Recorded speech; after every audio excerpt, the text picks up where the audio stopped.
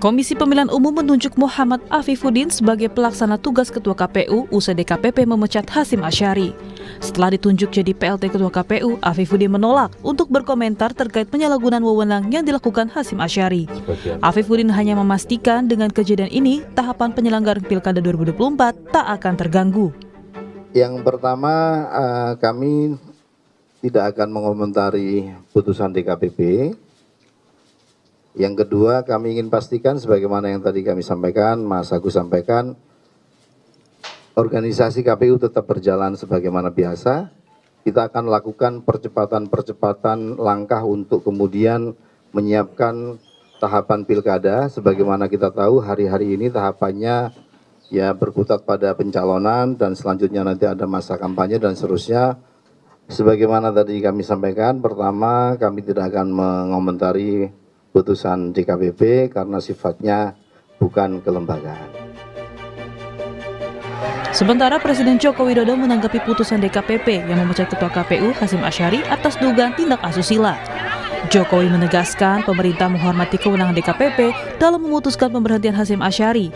Namun pemerintah memastikan Pilkada serentak 2024 tetap berjalan dengan baik, lancar, jujur, dan adil. Pemerintah menghormati kewenangan DKPP dalam memutuskan itu. Dan pemerintah juga akan memastikan bahwa pilkada tetap berjalan dengan baik, lancar, nantinya jujur dan adil. Hasyim Asyari diberhentikan dari jabatannya sebagai Ketua KPU oleh DKPP atas kasus tindakan asusila. Kasus berawal dari laporan korban yang bertugas sebagai panitia pemilihan luar negeri di Belanda pada April 2024. Tim Liputan Kompas TV. Dewan Kehormatan Penyelenggara Pemilu atau DKPP memberhentikan Hasyim Asyari karena terbukti melanggar kode etik dan pedoman perilaku penyelenggara pemilu dalam bentuk tindak asusila. Rentetan pelanggaran yang dilakukan Hasyim tentunya berpengaruh terhadap citra dan kredibilitas KPU selaku lembaga penyelenggara pemilu. Lalu bagaimana legitimasi pemilu pasca kasus Hasyim ini, terutama menghadapi Pilkada serentak 2024? Akankah penyelenggaraan Pilkada serentak ini di depan mata ini bisa terlaksana sesuai rencana? Kita ulas bersama sejumlah narasumber yang hadir melalui sambungan virtual. Ada Ketua DKPP periode 2017-2022 Profesor Muhammad, Ketua KPU RI periode 2017-2022 Arief Budiman, dan Ketua Komisi 2 DPR RI dari fraksi Partai Golkar Ahmad Doli Kurnia. Selamat pagi Bapak-Bapak. Pagi, Assalamualaikum. Waalaikumsalam warahmatullahi wabarakatuh. Saya ke Prof Muhammad dulu. Prof, atas kasus ini apa yang menjadi catatan Anda dan respons Anda Pak Muhammad? Ya, jadi pertama KPU itu bersama Bawaslu dan DKPP sebagaimana mandat undang-undang adalah satu kesatuan penyelenggaraan fungsi. Ekspektasi publik, harapan partai politik, harapan masyarakat terhadap bagaimana KPU itu benar-benar bisa menjadi sebuah lembaga yang independen, lembaga yang bisa dipercaya untuk mengelola suara-suara masyarakat. Bahwa semuanya orang berharap KPU kita ini atau Bawaslu dan DKPP adalah lembaga-lembaga yang kredibel. Karena dia mengelola sebuah keputusan penting, yaitu terkait dengan hadirnya pemimpin nasional yang berintegritas. Betul. Oleh karena itu, bagi saya sebagai orang yang pernah dipercaya di Bawaslu dan DKPP, tidak ada pilihan. Orang-orang yang berkhidmat di tiga lembaga penyelenggara ini adalah orang-orang yang benar-benar punya standar etik yang tinggi. Karena masyarakat sekali lagi sangat besar harapannya.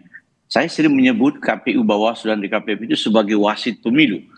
Kalau pertandingan wasitnya fair, maka akan bisa diterima hasil pemilu itu, hasil pertandingan itu. Walaupun yang kalah bisa menerima kalau wasitnya fair. Nah, itu saya kira komentar saya. Ya, saya setuju dengan Anda bahwa semua lembaga, sebenarnya tidak hanya KPU ya, semua lembaga negara begitu yang menjalankan tugasnya harus punya pemimpin, bahkan personal yang menjunjung tinggi etika. Tapi begini Prof Muhammad, sebenarnya ini kan tidak ada kaitannya dengan tugas KPU begitu ya, meskipun kejadiannya pada saat pelaksanaan penyelenggaraan pasca pemilu ya, pasca pemilu pada saat itu ini ada apa namanya peristiwa yang sangat disayangkan yang menimpa Ketua KPU yang akhirnya juga berujung pada kasus asusila begitu. Ini kan tidak ada kaitannya sebenarnya kasus ini dengan tugas KPU sendiri. Dalam penyelenggaraannya begitu, Anda pernah di Bawaslu, Anda pernah juga di DKPP. Laporan-laporan atau kasus-kasus semacam ini yang menjerat penyelenggara pemilu terutama, apa yang harus dilakukan sebenarnya? Ya, jadi mendapatkan profil, mendapatkan sikap-sikap atau perilaku penyelenggara pemilu yang kita harapkan, sebagaimana 12 asas penyelenggaraan pemilu dalam undang-undang, itu tidak mudah memang.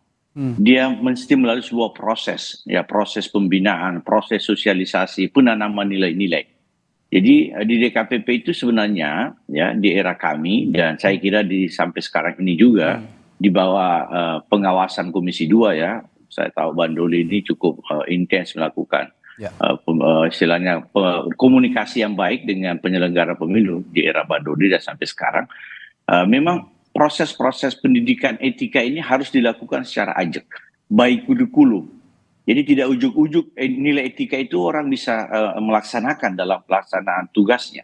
Jadi sekali lagi DKPP harus senantiasa memprogramkan pendidikan etika, sosialisasi kepada khususnya penyelenggara pemilu sebagai lokomotif penyelenggaraan pemilu dan pemilihan. Juga kepada masyarakat biar paham tentang bagaimana ikut mengawasi atau ikut memberikan perhatian terhadap pelaksanaan tugas teman-teman penyelenggara pemilu. Oke. Saya ke Mas Arief. Mas Arief, Anda juga sebagai yang pernah duduk memimpin KPU begitu ya dalam beberapa periode di belakang kemarin 2017 sampai 2022 ya pada saat itu melihat kasus yang menimpa Hashim Asyari, Ketua KPU sekarang. Bagaimana respons Anda sejauh ini? Ya, atas putusan tersebut tentu saya sangat menyayangkan ya, sangat ini mengecewakan kalau harus ada peristiwa semacam ini terjadi di lembaga KPU, menimpa personal-personal KPU, apalagi itu di pucuk pimpinannya, gitu ya. Kita kan seringkali mengatakan begini, ya lembaga atau organisasi itu baik ya mestinya tercermin dari pimpinannya. Begitu juga lembaga ini buruk tidak baik itu bisa juga tercermin dari pimpinannya. Dan lebih berat lagi adalah lembaga ini di dalam undang-undang itu sudah dijelaskan cara kerjanya itu mengikuti apa yang disebut oleh Prof. Muhammad tadi ada beberapa prinsip. Kalau nggak salah 12 prinsip ya Prof.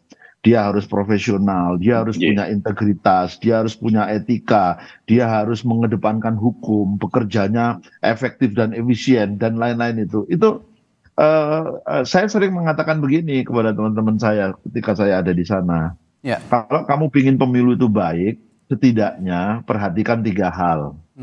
Integrity, transparansi, and quality. Ya. Jadi salah satu ukuran itu yang paling sederhana ya itu transparan. Jadi ketika publik ingin tahu apapun tentang KPU, tentang penyelenggaraan pemilu dan dia bisa mengakses dengan mudah, dia dapat informasi dengan mudah, itu sudah jadi salah satu ciri ya ini orang kerja transparan. Biasanya kalau dia bekerja transparan, dia akan punya integritas, dia akan punya kualitas. Nah, memang dalam beberapa kejadian ya, perjalanan pelaksanaan tahapan pemilu 2024, itu saya melihat ada beberapa hal yang dalam pandangan saya ini ya, tentu sangat subjektif, itu kurang terlihat transparan, gitu ya. Publik susah mengakses informasi ini, itu, waduh, saya sudah merasa agak khawatir. Lalu tercermin dengan beberapa hal yang putusan DKPP, putusan Mahkamah Konstitusi, putusan Mahkamah Agung itu kemudian mengkonfirmasi itu gitu loh. Oke. Jadi terus bagian puncaknya yang terbesar ya putusan DKPP kemarin, aduh kok sampai terjadi begini? Ini hal yang sebetulnya terjadi pada saat di sela-sela tahapan, tapi substansi persoalannya sebenarnya sangat privat gitu loh, bukan persoalan pemilu gitu kan. Oke. Begini Mas Arief, alih-alih meminta maaf lalu juga menyesal dengan perbuatannya begitu ya, Ketua KPU Hashim Asyari, mantan Ketua KPU yang sekarang sudah dicopot itu kemarin pada saat menghadapi media berbicara dan mengucapkan terima kasih, katanya berterima kasih karena lepas dari beban sebagai komisioner KPU dengan tugas-tugas yang sangat beratnya, katanya. Ini berterima kasih. Sepengalaman Anda, bagaimana memangnya pada saat menjadi ketua KPU, adakah memang penugasan yang dimaksud Hashim Asyari itu berat dan tidak tercantum lah dikatakan dalam aturan atau hitam di atas putih begitu? Sebetulnya setiap orang yang sudah dari awal ya, dia memang meniatkan dirinya untuk menjadi penyelenggara pemilu. Saya kerjaannya banyak, kerjaannya berat, tapi saya menikmati itu, saya lakukan saja. 24 hours itu biasanya 2/3-nya kita kerja keras gitu ya, sampai jam 1 pagi, sampai jam 2 pagi. Itu biasa saja dan saya menikmati itu. Dan saya merasa bahwa ini amanah besar dari negara. Jadi jangan dianggap sebagai beban berat, bahwa ini pekerjaan berat, ya. Tapi saya tidak pernah merasakan itu sebagai beban. Maka saya enjoy saja melakukan apapun ya. Nah, atas kejadian ini, tentu ini sangat memilukan ya. Publik tentu bertanya-tanya kok integritasnya kemudian terpotret melalui putusan DKPP seperti ini, gitu ya. Jangan-jangan nanti publik kan pasti berspekulasi nih, menduga-duga bagaimana dengan yang lain. Karena kalau saya lihat informasinya, laporan di DKPP, Prof, itu kejadian yang semacam ini ya terkait dengan peristiwa asusila ini bukan satu-satunya gitu loh. Masih ada beberapa sudah diputus, beberapa sekarang sedang dalam proses persidangan gitu ya. Jadi ini memang jadi cermin. Maka harapan kita, tentu harapan saya gitu ya sebagai masyarakat, ini jadi pelajaran berharga untuk penyelenggara pemilu, seluruh penyelenggara pemilu, provinsi, kabupaten, kota, bahkan teman-teman ad hoc. Karena November 2024 ini kita akan punya gawe besar. Pilkada di seluruh provinsi dan seluruh kabupaten kota. Ini pertaruhan besar. Kita bangun kepercayaan publik, kita jaga kepercayaan publik, sehingga mereka nanti bukan hanya mempercayai hasilnya, tapi prosesnya pun juga dipercayai oleh mereka. Oke, kembali ke Prof. Muhammad. Prof, kalau melihat kasusnya Pak Hashim Asyari ini pertimbangan hukuman yang diberikan oleh DKPP apakah sudah pantas? Karena sebelumnya juga kalau kita lihat tidak hanya kasus yang terakhir dihadapi Hashim Asyari begitu, Ketua KPU Hashim Asyari, tapi ada kasus sebelumnya juga yang sempat diperingatkan oleh DKPP. Ada rentetan pelanggaran lah yang dilakukan oleh Ketua KPU pada saat itu Hashim Asyari. Apa Anda melihat sudah pas jadi dengan rentetan pelanggaran yang sudah terjadi selama ini, Prof. Muhammad? Iya. Jadi yang disampaikan oleh sahabat saya Ari Budiman itu benar, bahwa paling tidak di era saya dan saya pantau sekarang ini ada peningkatan kasus-kasus non pemilu ya, non tahapan itu seperti sampaikan Pak Arief tadi, yaitu kasus asusila. Nah, semalam tadi setelah kasus Pak Hashim ini kita dengar lagi di Pati itu ada lagi laporan komisioner yang diduga selingkuh dengan stafnya. Waduh, itu belum selesai kasus Pak Arief, itu ramai lagi, viral lagi, dan ada lagi yang belum terekspos ya. Jadi memang laporan itu saya lihat cenderung meningkat. Saya kadang-kadang bertanya, apakah karena mereka stres ya? Stres sehingga beban menganggap sebagai beban tugas yang terlalu berat ya. Atau mungkin tapi di era Pak Arief tidak seperti itu juga ya, walaupun tugas pilkada serentak ini kan di era Pak Arief sudah berlangsung gitu, jadi tidak menganggap sebagai beban. Saya setuju Pak sehingga Arief, maksud Anda perilaku menyimpang itu dianggap sebagai hiburan karena stres begitu ya Pak Muhammad ya? Itu kita prihatin, itu perilaku yang tidak semestinya. Saya menduga dan mudah-mudahan dugaan saya tidak benar ya. Karena Pak di era kami dan Pak Arief, misalnya almarhum Pak Husni juga, itu pemilu itu tidak ringan-ringan juga loh. Itu pilkada pemilu serentak nasional, pilkada serentak nasional. Tapi posisi kita menganggap bahwa ini memang tugas mulia ya. Dan beban kita tidak menganggap sebagai beban, sehingga kita enjoy lah. Di tengah-tengah beratnya tugas itu, kita menilai ini kesempatan emas untuk kita berkhidmat kepada negara.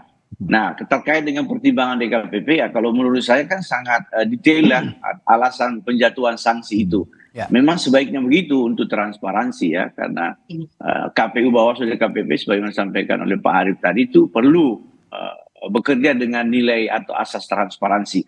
Nah, DKPP sudah menjelaskan detail kenapa kemudian Pak Hasim itu harus diberi sanksi yang terberat. Ya, jadi memang saya membacanya sendiri itu agak betul-betul terus terang kaget lah. Ya, Pak Hasim itu dekat dengan saya, sebagaimana Pak Arief juga dekat dengan kami semua. Ya, sekali lagi manusia biasa. Saya berharap kita tidak terlalu jauh menghardik Pak Hasim, terlalu menjudge sebagai orang tidak beretika. Tapi secara kaitannya dengan tanggung jawab sebagai ketua KPU, ya beliau sudah menerima konsekuensinya. Nah, saya berharap ini menjadi pelajaran yang baik bagi teman-teman penyelenggara semuanya. Semoga tidak terjadi lagi seperti itu. Oke, tapi secara keseluruhan ini kita sekarang berbicara tugas pokok ya, di samping kasus yang dihadapi. Di luar itu, kita juga tidak bisa terus-menerus untuk menghakimi begitu. Kalau ada masalah etika ya memang sudah dihukum. Ya, silakan Mas Arief. Ya, sebetulnya di era saya kemarin, kami ya KPU kami sudah mencoba sebetulnya untuk mengatur pembatasan sehingga peristiwa ini bisa diantisipasi untuk tidak terjadi. Oke. Itu kami memasukkannya ke dalam regulasi di peraturan KPU. Oke. Jadi undang-undang mengatakan dilarang orang yang punya hubungan suami istri itu sesama penyelenggara pemilu itu kan tidak boleh. Oke. Maka kami mengaturnya lebih luas sebetulnya, bukan hanya hubungan suami istri, tapi juga nikah siri nggak boleh, kumpul kebo nggak boleh, gitu kan? Itu sudah diatur ya di PKPU sudah ada ya? Lebih detail ya, kami mendetailkan. Payungnya itu ada di dalam undang-undang. Nah, kami lalu mengelaborasi lebih detail, termasuk yang nggak boleh itu nikah siri. Ini kami ingin memberikan perlindungan sebetulnya kepada teman-teman perempuan, gitu ya. Jadi ya semua itu harus harus dilaksanakan baik-baik lah kira-kira gitu ya.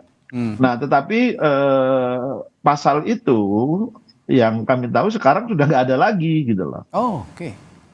Itu sudah tidak ada, artinya sudah dihapus begitu ya? Nah, itu juga yang menjadi salah satu pertimbangan hukum ya DKPP. Ya ini kok sudah dianggap sudah ada niat. kok sampai regulasinya pun kemudian diubah gitu loh. Kami sebetulnya sangat menyayangkan karena membuat satu pasal sampai dengan kemudian kesimpulan menentukan bahwa baiklah pasal ini kita atur demikian. Itu kan perjalanannya panjang. Kita undang expert meeting, kita undang dialog publik ya, partai politik kita undang, kemudian akademisi kita undang, banyak gitu, sampai dengan rapat konsultasi dengan pemerintah dan DPR, lalu sinkronisasi dengan Kementerian Hukum dan HAM, dan berikutnya udah nggak ada lagi gitu loh. Jadi saya sebetulnya ya berharap ya dengan adanya regulasi itu kejadian-kejadian yang tidak kita inginkan itu bisa diminimalisir gitu. Oke, ini sudah ada aturan yang ditetapkan untuk melindungi agar semua elemen di KPU ini tidak terlibat kasus-kasus seperti yang dihadapi Pak Hasim sekarang, tapi malah peraturannya diubah begitu ya, pasalnya sudah tidak ada lagi. Tapi begini Mas Arief, saya juga tertarik dengan pernyataan atau pandangan dari Prof. Muhammad tadi. Apakah betul memang seberat-beratnya tugas KPU itu mengakibatkan anggota di dalamnya ataupun elemen-elemen yang di dalamnya itu sangat punya tekanan yang besar sehingga mengakibatkan stres begitu, sehingga ada upaya-upaya ya untuk ada relaksasi lah begitu supaya tidak terlalu stres begitu, dan muncullah kegiatan yang bermacam-macam. Kalau positif ya tidak apa-apa, tapi kalau negatif seperti yang dihadapi Pak Hasim ini juga yang tidak diinginkan bersama. Tapi apakah kondisinya seberat itu, Mas Arief? Ya sebetulnya nggak ada yang mengelak ya, tugas penyelenggara pemilu itu sangat berat, terutama di masa tahapan. kalau selesai tahapan ini. Tetapi sekali lagi ketika kami direkrut, itu tahapannya kan banyak, bukan hanya persoalan administrasi, tapi juga kesehatan kita, tapi juga mental kita, tapi juga teamwork kita. Oke. Jadi salah satu poin yang saya masih ingat itu adalah bekerja di bawah tekanan. Ada Karena poin itu ya. ada. Oke. Nah, saya ingin memberi salah satu contoh ya. Kalau kita kerja di tempat lain, misalnya kita mau apa? Mau bangun jalan misalnya. Terus tiba-tiba hujan misalnya. Maka kita putuskan, stop dulu deh. Nanti kalau hujan sudah selesai baru kita lanjutkan. Di KPU nggak bisa. Karena semua tahapannya diatur ketat. Tahapan ini harus berakhir tanggal sekian. Simultan Tahapan begitu ini ya? harus tanggal terus begitu terus. Ya. Dan nggak bisa setelah kita nyampe pada tahapan ini, terus mundur balik lagi ke tahapan sebelumnya. Itu kacau. Jadi kita memang bekerja di bawah tekanan soal waktu, soal banyaknya pekerjaan. Dan tentu siapapun yang direkrut, makanya proses rekrutmennya itu harus betul-betul selektif, betul-betul baik, sehingga yang semacam ini jadi biasa bagi penyelenggara pemilu, dia tidak merasa gelisah soal itu gitu loh. Nah, saya dan Prof Muhammad di era itu beban kerja kami juga luar biasa berat. Tapi ya kita bisa menjalankan itu, menyelesaikan tugas-tugas dengan baik. Oke, ya ini saya masih berupaya untuk menghubungi juga dari DPR, Ketua Komisi 2 DPR RI. Kalau tadi bicara soal rekrutmen, soal perekrutan itu tentu akan melibatkan Dewan Perwakilan Rakyat. Nah ini juga yang nanti kita akan terus gali dari DPR untuk terus kita hubungi terus, untuk bisa juga kita tanyakan. Tapi nanti setelah jeda saya juga akan tanyakan kepada Mas Arief sebagai yang pernah memimpin KPU. Kalau ya, tindakan apapun, tindakan pelanggaran etika apapun tentu tidak dibenarkan, apalagi tindakan asusila. Tapi setidaknya apakah sebelumnya ada upaya seperti penyuluhan psikologis begitu untuk para anggota KPU dan juga elemen-elemen yang ada di dalamnya supaya kejadian-kejadian seperti ini ya pelanggaran etika tidak hanya tindak asusila apapun itu bisa terhindarkan. Saya akan tanyakan itu nanti ke Arief Budiman, mantan komisioner atau ketua KPU setelah jeda di Sapa Indonesia Pagi. Tetaplah bersama kami.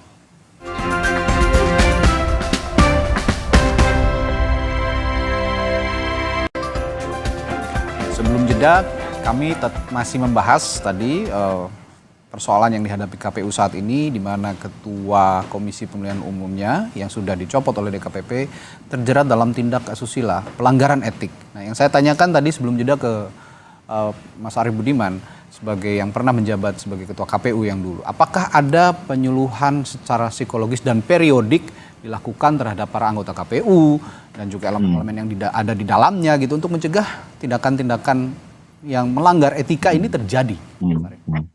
Ada, Mas Radi. Jadi KPU provinsi dan KPU kabupaten kota yang sudah kita rekrut, sudah kita pilih, itu kita lakukan pembekalan. Namanya orientasi tugas. Nah gitu. Jadi kita jelaskan semua apa tugas-tugasnya, bagaimana membangun relasi dengan stakeholder, bagaimana menjaga etika. Itu narasumbernya dari berbagai pihak ya. Ada termasuk teman-teman DKPP, teman-teman Bawaslu. Biasanya mereka kita minta untuk menjelaskan kalau Bawaslu dari sisi pengawasan, kalau DKPP dari sisi etika, terus para akademisi, kami undang semua gitu loh. Tapi memang pola orientasi tugas hasil rekrutmen yang sekarang dan yang kemarin agak sedikit berbeda ya. Tapi apa bedanya, Mas Arief? Itu dikonfirmasi dengan teman-teman KPU yang sekarang aja. Karena saya kan nggak mengikuti. Saya khawatir salah karena saya tidak. Tapi kalau dari luar terlihat perbedaannya seperti apa memang? Saya merasakan ada cara berrelasi yang agak sedikit berbeda gitu ya. Biasanya begini, begitu kami ini mengakhiri tugas gitu ya, purna tugas, maka KPU terpilih itu biasanya mengundang generasi-generasi sebelumnya untuk melakukan knowledge sharing, experience sharing gitu. Jadi kita tahu bagaimana berrelasi, bagaimana apa yang terjadi dulu. Hari ini saya bahkan belum pernah sekalipun diundang ya untuk ya mungkin menilai tidak ada yang penting dari saya. Tidak ada urgensinya begitu ya untuk tidak ada mengundang. urgensinya, ya nggak apa-apa, itu kan sebuah pilihan gitu ya. Nah, Nah, di dalam orientasi tugas itu udah kita jelaskan semua bagaimana menjaga independensi, bagaimana menjaga etika. Oke. Nah, mudah-mudahan, termasuk KPU RI melakukan itu juga. Jadi terhadap diri kita sendiri gitu. Kita biasanya melakukan apa yang disebut knowledge sharing, experience sama training, teamwork biasanya. Jadi kami bertujuh itu kan mungkin sudah saling mengenal, tapi kadang-kadang kan di antara kita belum mengenal terlalu dalam secara individual, secara pribadi, gitu ya. Nah, kita melakukan training itu supaya kita lebih saling mengenal secara personal, sehingga teamwork kita itu menjadi sangat bagus. Gitu. Oke, baik. Prof. Muhammad, Anda juga sebagai orang yang pernah memimpin Bawaslu, pernah juga di DKPP. Saya melihat tugas Bawaslu juga tidak hanya mengawasi penyelenggaraan pemilu, tapi lembaga penyelenggara pemilunya pun dalam hal ini KPU juga harus tetap diawasi, begitu kan? Kalau kita lihat, terutama untuk masalah etik ini. Apakah Bawaslu juga punya kewenangan begitu untuk ya setidaknya mengingatkan untuk para penyelenggara pemilu, terutama KPU, untuk jangan keluar dari norma-norma saat bertugas, terutama norma etika, apalagi melanggar etikanya malah sampai tindak susila seperti ini. Apakah ada kewenangan itu, Pak Muhammad? Ya, sebenarnya KPU Bawaslu itu setara ya dalam undang-undang. Jadi posisi walaupun misalnya disebut Badan Pengawas Pemilu, ya, tapi concern Bawaslu itu adalah mengawasi tahapan yang dikelola oleh KPU. Oke, saya kira bagus ya, seperti yang sampaikan Cak Arief tadi, bahwa sebagusnya memang ya ada sharing knowledge lah, jadi mengundang para penyelenggara periodenya, karena itu kan sudah dilewati duluan ya, kata orang tua kita dulu kan, kamu harus berguru kepada orang yang sudah duluan melewati jalan itu. Nah, saya heran juga nih kalau sekelas Cak Arief yang menurut saya berhasil mengelola pemilu dan pilkada itu tidak pernah diajak diskusi oleh KPU sekarang. Kalau di era saya itu kita intens berkomunikasi Cak Arief dengan Bawaslu sekarang, bahkan dengan DKPP. Saya beberapa kali diundang oleh DKPP sekarang, ya paling tidak mau menanyakan atau mau berbagi pengalaman. Jadi itu menurut saya harusnya tidak terjadi. Jadi Bawaslu sebenarnya tugas utamanya mengawasi tahapan. Tapi namanya saling mengingatkan bagus. KPU mengingatkan Bawaslu, Bawaslu mengingatkan KPU, dan terutama DKPP menurut saya memang punya fungsi ya secara khusus melakukan penegakan kode etik. Penegakan kode etik itu tidak saja persidangannya, ya pemeriksaan persidangannya, tapi juga adalah bagaimana menciptakan atau membangun sebuah kesadaran etik melalui sosialisasi, pendidikan etik dan seterusnya. Demikian. Oke, yang dimaksud tadi memang saling mengingatkan itu penting, dan juga tadi yang dimaksud Mas Arief reach out gitu ya, merangkul kembali komisioner-komisioner terdahulu begitu untuk sharing knowledge. Nah, ini juga menurut pandangan saya ini salah satu upaya untuk mengurangi pressure yang tinggi, tugas yang berat tadi, karena pengalamannya bisa dibagi, bebannya juga bisa terbagi, kira-kira begitu ya Prof. Muhammad? Iya benar. Jadi KPU itu sebenarnya kan lembaga publik, ya dia tidak eksklusif, ya walaupun dia punya kewenangan yang spesifik mengatur tahapan, tapi dia harus bisa mendengar suara publik, bisa mendengar masukan, dan alhamdulillah kalau komunikasi itu bisa dibangun, potensi-potensi pelanggaran kan bisa dicegah tuh, saling mengingatkan. Bukankah juga semua agama selalu mengingatkan kita wa tawassaw bil haq wa tawassaw bis sabr. Itu kan pesan penting bahwa dimanapun Anda berada, Anda butuh orang lain. Karena biasanya yang paling genuine, yang paling objektif, yang paling relatif netral melihat tugas kita itu orang lain, bukan kita.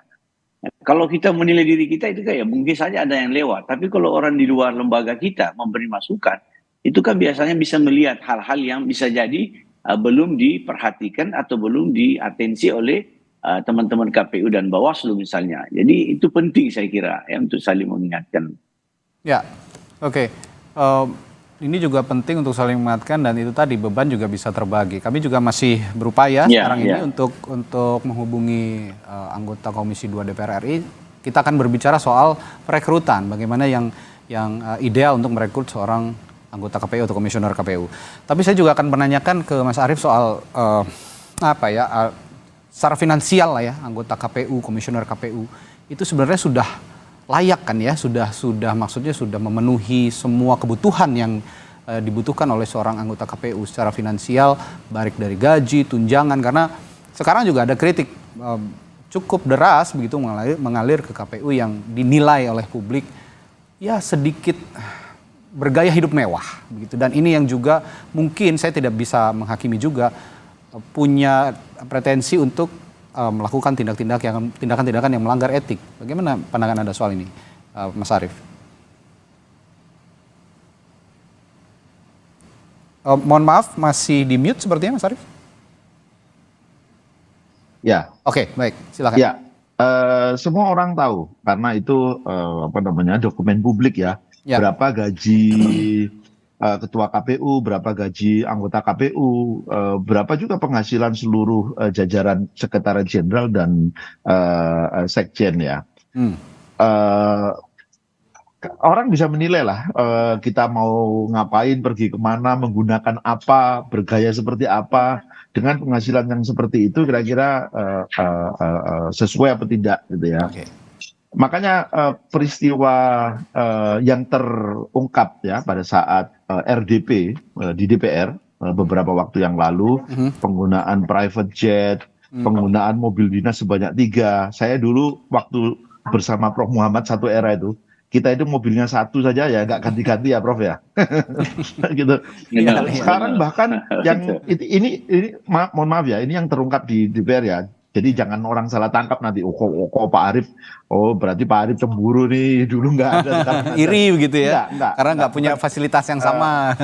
Karena saya paham betul berapa anggaran yang dialokasikan untuk KPU, digunakan untuk KPU. Bahkan dalam beberapa aktivitas di kantor KPU yang saya lihat di televisi, karena saya nggak pernah masuk ke sana ya, itu bahkan ruangannya sangat mewah banget gitu loh. Saya cas laptop dulu ya, ini baterainya udah mau habis. Oke. Baik, oke. Nanti kita sambung. Oke, nanti disambung lagi. Saya ke Prof Muhammad dulu kalau begitu. Prof, sambil menunggu perbaiki sambungan komunikasi dengan Mas Arief. Saya juga ingin tanyakan soal, ini kan DKPP sudah putus begitu ya, sudah memutus bahwa ketua KPU diberhentikan dan harus ada gantinya tentu saja. Dan kemarin juga KPU sudah berkonsolidasi untuk segera menetapkan ketua yang baru. Nah, ini jarak sampai ketua KPU definitif yang menjabat baru ini dilantik ataupun ditugaskan itu biasanya berapa lama, Prof? Ya, kalau dalam undang-undang itu disampaikan bahwa harusnya segera dilakukan proses pergantian antar waktu. Oke. Nah, tentu prosesnya juga sudah diatur dalam Undang-Undang 7 2017 tentang pemilu. Nama-nama itu kan pada saat seleksi 5 tahun awal sudah ada 14 nama. Jadi tinggal DPR kedua memanggil calon yang berada pada ranking teratas ya, setelah 7 berarti 8 ya. Informasi yang kita dapat nomor 8 itu almarhum Pak Firian, maka akan turun ke nomor 9. Nomor 9 itu akan diundang oleh Komisi 2 untuk dilakukan fit proper test lalu itu untuk ngecek apakah calon anggota KPU ini pengganti Pak Hasyim ini masih memenuhi syarat ya, dari segi misalnya syarat-syarat undang-undang sudah jelas ya, syarat administratif ya dan seterusnya, dan juga akan ada pertanyaan-pertanyaan yang sifatnya mungkin menelusuri rekam jejak begitu. Nah, kalau sudah disepakati di Komisi 2 itu diserahkan kepada Presiden untuk di-SK-kan dan dilantik, lalu kemudian segera bertugas bergabung dengan 6 anggota KPU yang lain. Jadi harusnya prosesnya tidak lama karena calonnya sudah siap gitu. 14 nama itu sudah siap gitu. Diambil dari calon-calon anggota KPU yang sebelumnya tidak terpilih tapi punya katakanlah suara yang paling besar, mendekati begitu ya? Iya. Jadi pada nomor urut berikutnya.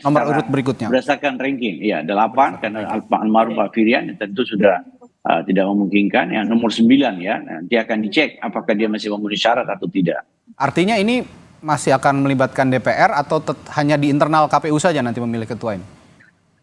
Oh, kalau pemilihan ketua itu internal. Internal ya? Pemilihan ketua itu dari dan oleh anggota KPU ya. Jadi memang sebaiknya menurut saya 6 anggota KPU sekarang ini, apalagi sudah menunjuk pelaksana tugas Pak Afif, itu menunggu lengkapnya 7 anggota, menunggu gitu. Oke. Jadi menunggu ada anggota baru nanti berembuk kembali untuk menentukan Memilih yang ketua, baru. ya. Oke. Secara 7 orang memilih ketua begitu. Oke, sebelum nanti kita juga bahas soal bagaimana pemimpin KPU yang tersisa sebenarnya tugasnya tidak terlalu lama lagi, 2027 kalau saya tidak salah akhir masa tugas anggota KPU periode yang sekarang ini. Tapi saya akan kembali juga tadi yang terputus, Mas Arief menanyakan soal kebutuhan finansial seorang anggota KPU yang saat ini ada, apakah sudah ideal atau bagaimana? Mas Arief silakan. Ya kalau ngomong ideal itu relatif ya. Dulu kami pernah mengusulkan lebih dari yang sudah ditetapkan sekarang sebetulnya. Kalau sekarang itu kan ketua 43, anggota 39 sebelum dipotong pajak. Ya. Di era saya dulu kami pernah mengusulkan kurang lebih sekitar 60-70 lah. Itu ada benchmarknya ya. Kita mencontoh lembaga di tempat lain dengan beban kerja yang kurang lebih sama dan seterusnya lah. Tapi keputusan presiden waktu itu kan yang ditetapkan adalah sebesar itu 43 juta dan 39 juta. Setelah belum dipotong pajak itu, nanti dipotong pajak gitu ya. Oke. Nah, ya tentu assalamualaikum. Ya, saya sapa dulu nih. Ya. Ada anggota Komisi 2 DPR RI dari fraksi PKS yang gabung pagi hari ini. Assalamualaikum. Pak Mardhani Alisera. Waalaikumsalam warahmatullahi wabarakatuh. Monggo lanjut. Ya, silakan dilanjutkan Mas Arief. Nah, tadi sebagaimana dijelaskan oleh Prof. Muhammad ini kan pemberhentian ini kan berdampak pada dua hal. Pertama keanggotaan, kedua jabatan atau posisi ketua. Maka kalau keanggotaan, karena dulu SK-nya dari Presiden, ya nanti kita tunggu pemberhentiannya juga dari SK Presiden, Kepres. Ya. Setelah itu pemilihannya dulu kan juga melalui fit and proper di DPR. Nah, maka nanti ranking 8 sampai dengan ranking 14 akan dicek oleh Komisi 2 urutannya. Nomor 8 tadi disebutkan oleh Prof. Muhammad, memenuhi syarat enggak? Kalau memenuhi syarat ya nomor 8. Tapi kalau tidak memenuhi syarat karena almarhum sudah meninggal dunia, maka nomor 9 dicek. Kalau memenuhi syarat ya sudah nomor 9. Kalau tidak memenuhi syarat lanjut lagi ke nomor 10 dan seterusnya. Nah, setelah dilakukan pemilihan itu kemudian dibuat kepresnya, lalu kemudian KPU menjadwalkan rapat pleno untuk pemilihan ketua. Nah, barulah setelah itu ada ketua definitif. Walaupun ya sebetulnya kalau KPU sekarang mau melakukan pemilihan ketua definitif itu boleh juga. Kenapa? Karena jumlah yang masih tersisa itu masih memenuhi quorum. Nah, kalau masih memenuhi quorum, rapat pleno itu bisa mengambil keputusan, menetapkan keputusan. Nah, termasuk salah satunya adalah memilih ketua KPU. Kami dulu pernah melakukannya. Ketika almarhum Pak Husni meninggal, kami menunjuk PLT waktu itu, Pak Hadar Nafis Gumai, lalu PLT tugasnya adalah menjadwalkan rapat pleno, mengundang rapat pleno, lalu memilih ketua. Dan itu kita lakukan pada saat itu. Oke, sekarang saya ke Pak Mardhani sebagai anggota parlemen yang juga menyeleksi anggota-anggota KPU sebenarnya di Komisi 2 begitu ya Pak Mardhani ya. Kalau melihat, saya sebelum menanyakan proses rekrutmen, saya minta komentar dulu dari Pak Mardhani soal apa yang dihadapi yang sekarang terjadi oleh Ketua KPU yang sudah dinonaktifkan, sudah tidak bertugas, Hashim Asyari. Bagaimana Anda melihat kasus yang dihadapi Hashim Asyari ini, Pak Mardhani? Ya, bismillahirrahmanirrahim. Yang pertama tentu ini mengejutkan dan menyedihkan ya, karena penyelenggara pemilu itu pilar utamanya adalah trust, kepercayaan. Apa yang sudah dilakukan DKPP adalah sistem yang kita buat. Ini Prof. Muhammad, kawan lama, Ketua DKPP, Mas Arief, Ketua KPU. Saya menyadarinya begini, ini tamparan buat kami di Komisi 2 untuk mencari komisioner yang periode lalu ada sedikit catatan Mas Arief terkait dengan kasus suap. Sekarang ada kasus seperti ini.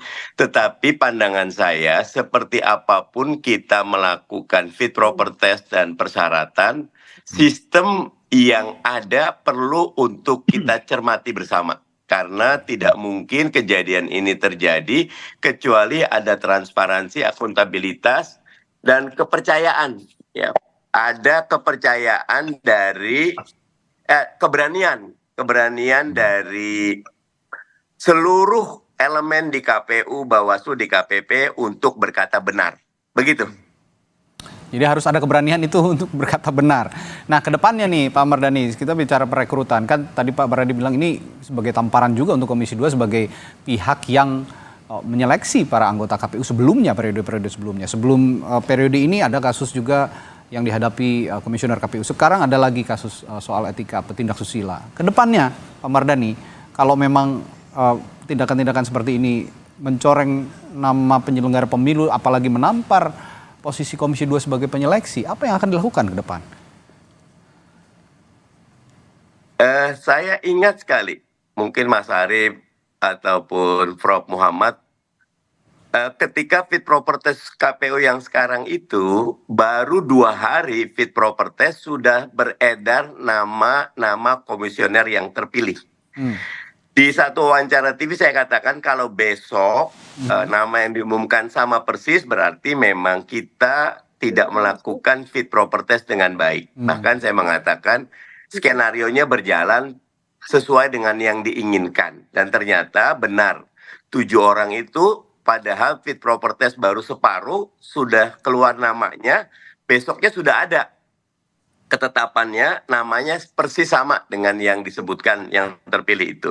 Nah, koreksinya, evaluasinya, jangan lagi ada bermain-main dalam proses fit proper test.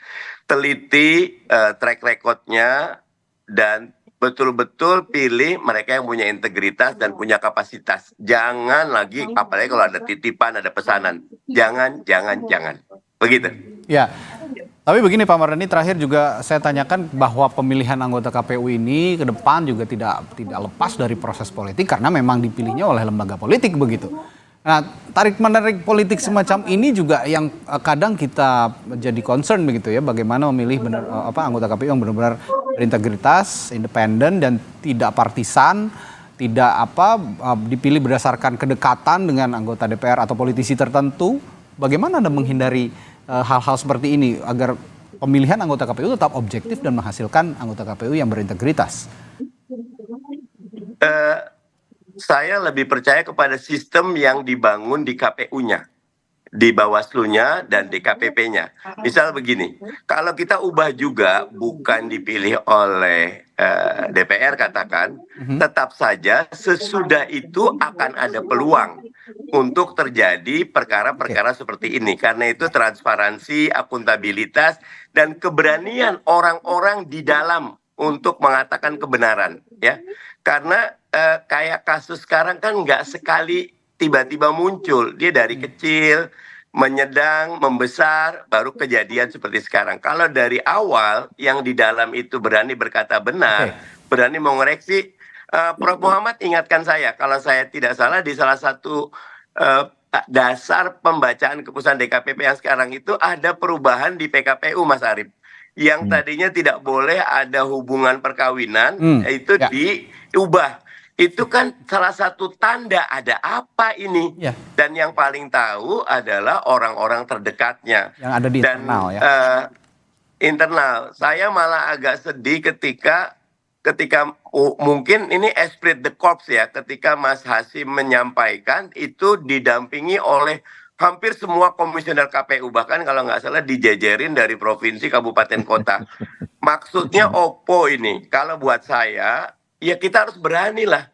Katakan yang hak, kulil hakko walau kana muron. Katakan yang hak walaupun itu pahit. Jangan lagi karena pimpinan saya harus mengikut. Jangan surga manut neraka katut. Jangan, harus berani. Ya ini yang jadi permasalahan. Seperti ada pembiaran juga dari internal KPU dan tidak mengingatkan bahwa upaya-upaya intensi seperti ini yang bibit-bibitnya sudah ada tidak diingatkan begitu bahwa ini berpotensi untuk memunculkan pelanggaran-pelanggaran etika semacam ini. Itu yang dimaksud oleh Pak Mardhani tadi, harusnya saling mengingatkan. Dan saya setuju dengan Prof. Muhammad juga dengan Mas Arief, pola komunikasi yang harus dibangun terus, tidak hanya di internal tapi juga dengan elemen eksternal di luar KPU, terutama dengan komisioner-komisioner terdahulu atau DKPP terdahulu, Bawaslu terdahulu, ini yang harus dijalin juga sesama anggota KPU. Nah ini terakhir sebelum saya tutup ke Prof. Muhammad dan juga Mas Arief, ke Prof. Muhammad dulu, apa yang ingin Anda sampaikan ke depannya menghadapi penyelenggaraan pilkada yang tinggal 4 bulan lagi dengan adanya kasus seperti ini, Prof? Ya, saya sangat berharap ya bahwa penyelenggara pemilu, rekan-rekan penyelenggara pemilu menjadikan pentingnya profesionalisme dan penanaman nilai-nilai etik dalam membangun profesionalisme itu sebagai need, sebagai kebutuhan, bukan hanya melepas kewajiban. Sama dengan kalau kita beribadah, entar lagi kita sholat Jumat. Saya sholat Jumat 2 rakaat itu karena saya butuh untuk berdialog dengan Tuhan saya, sehingga hasil dari dialog dengan Tuhan saya itu berdampak setelah saya sholat. Tapi saya ke sholat Jumat bukan hanya melepas kewajiban sebagai muslim 2 rakaat. Nah, saya berharap juga demikian. Teman-teman penyelenggara itu menjadikan nilai-nilai etik terutama dan profesionalisme yang terus dibangun sebagai sebuah kebutuhan. Ada atau tidak ada orang menilai, ada atau tidak ada DPR yang memberi catatan, saya tetap harus menjaga etika sebagai bentuk tanggung jawab dan kewajiban saya. Demikian. Baik, Mas Arief, silakan pandangan terakhir Anda. Ya, pertama saya mengapresiasi putusan DKPP yang tegas ya. Kedua, karena masih ada juga kasus-kasus serupa, saya berharap DKPP juga memutus secara tegas supaya ini jadi pelajaran bagi semuanya. Kedua, bagi KPU. Bagi KPU, saya berharap ini jadi pelajaran berharga. Pilkada 2024 itu akan jadi pertaruhan. Apakah masyarakat masih percaya kepada penyelenggara pemilu atau tidak? Bukan hanya persoalan asusila, tapi juga soal penggunaan anggaran, pertanggungjawaban penggunaan anggaran, dan seluruh rangkaian tahapan pemilu. Oke, nah terakhir ke Pak Mardhani sebagai pencetak komisioner-komisioner KPU dan juga sebagai pelaku politik ini di Pilkada 2024, melihat apa yang dihadapi KPU saat ini dan harapannya ke depan menjelang Pilkada yang tinggal 4 bulan lagi, Pak Mardhani, bagaimana? Barusan tadi 7:30 rumah saya didatangi oleh Pantarlih Kelurahan melakukan coklit untuk pilkada. Jadi pandangan saya, pilkada tidak terganggu prosesnya karena sistemnya sudah berjalan.